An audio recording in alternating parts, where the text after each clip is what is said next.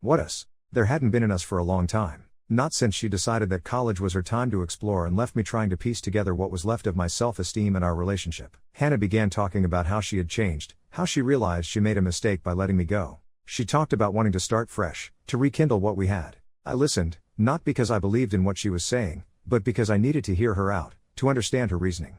It was clear she hadn't thought about how her actions affected me, about the pain she caused. She talked as if we could just erase the past few years and pick up where we left off. I wanted to scream, to tell her how much she hurt me, how difficult it was to get over her, to rebuild my life without her. But I didn't. Instead, I calmly explained that too much had happened, that I couldn't just forget and move on. Hannah seemed to struggle with my response. She couldn't understand why I couldn't give us another chance. I listened, more out of shock than interest, as she outlined a future for us, filled with plans and promises. It was as if the years apart had never occurred, as if her actions and choices had no weight or consequence. The more she talked, the clearer it became that this wasn't just unrealistic, it was impossible. In the end, I simply told her that what she was asking for wasn't something I could do. The person I was with her was a memory, just like the relationship she was trying to resurrect. After Hannah left that night, word got out fast. I woke up the next morning to texts and missed calls. They were from friends, a couple of cousins, even an aunt I hadn't talked to in months. The gist was the same: Hannah's back, and she's upset. What did you do to her?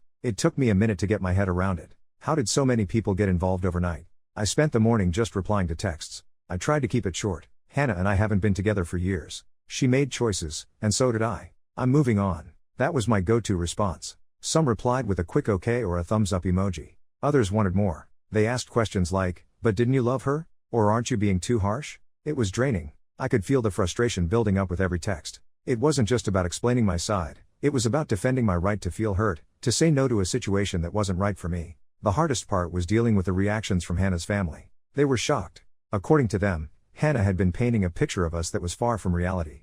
They thought we were on a break or working through some college phase. The idea that we had been completely apart for years was news to them. When I told them the truth, there was silence on the other end of the line. Some hung up, probably thinking I was the one lying. It was a mess. Friends were split. Some knew the real deal. They were the ones I'd been close with, the ones who saw me through the breakup and its aftermath. But others, more acquaintances than friends, took Hannah's side. They saw me as the villain, the guy who wouldn't give a high school sweetheart another chance. I heard phrases like "people change and forgiveness is key." It made me question if they even understood what forgiveness meant. It wasn't about forgiveness, it was about respect, about mutual understanding and honesty, none of which Hannah had shown me. By the end of the day, I was exhausted. I turned off my phone. I was being judged and talked about over something that was deeply personal, something that had taken me years to come to terms with. I knew I had made the right decision for myself. Still, it stung to know that not everyone saw it that way, that some were so quick to take Hannah's word over mine, without considering what I had been through. Hannah was on a mission, and her strategy was clear.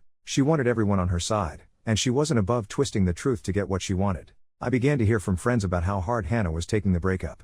According to them, she was a mess, barely able to get through her day. I knew Hannah, she was tough. This didn't sound like her at all, but the stories kept coming. Then, she targeted my family. My mom mentioned Hannah stopped by. She was all tears, talking about how lost she felt without me. My mom is all heart. She fell for it. By the time I heard about the visit, my mom was full of questions. Why wouldn't I consider giving Hannah another chance? She seemed so genuine. It got to a point where everywhere I turned, someone was singing Hannah's praises, telling me how much she had changed, how much she regretted her past actions. I met Valerie about a month after the last mess with Hannah. It was at a local coffee shop. I was there to grab my usual morning fix, just a regular black coffee to start the day. The place was busier than usual, which was odd for a Tuesday morning, and I found myself standing in a longer line than I'd anticipated. Valerie was in front of me. I hadn't noticed her at first, focused as I was on the menu, even though I knew exactly what I was going to order. It was when she turned slightly, looking for her wallet, that I really saw her. She apologized, thinking she'd bumped into me, but she hadn't.